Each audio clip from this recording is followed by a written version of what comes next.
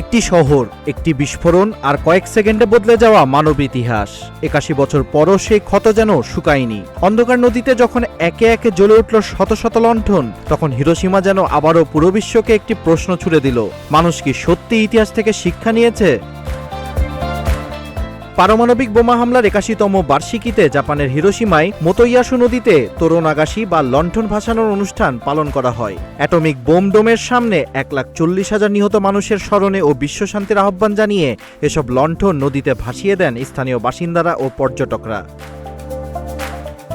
সকাল ৮টা ১৫ অর্থাৎ বোমা বিস্ফোরণের ঠিক সময়ে ১ মিনিট নীরবতা পালন করা হয়। হিরোশিমার মেয়র বিশ্ব নেতাদের পারমাণবিক অস্ত্রের উপর নির্ভরতা ছাড়ার আহ্বান জানান। স্থানীয় বাসিন্দা সাকি কোনো বলেন, তার দাদা ছিলেন হিবাকুশা, অর্থাৎ পারমাণবিক বোমার বিস্ফোরণ থেকে বেঁচে যাওয়া একজন মানুষ। তিনি পরিবারের সবাইকে যুদ্ধের গল্প শুনিয়েছেন, যাতে ভবিষ্যৎ প্রজন্ম সেই ইতিহাস ভুলে না যায়। সন্ধ্যা ৬টা থেকে রাত ৯টা পর্যন্ত নদীতে ভাসতে থাকা লণ্ঠনগুলো বিশ্বশান্তির আশার প্রতীক হয়ে ওঠে। প্রশ্ন একটাই, সত্যিই কি যুদ্ধ ও পারমাণবিক হুমকি থেকে মুক্ত হতে পারবে বিশ্ব?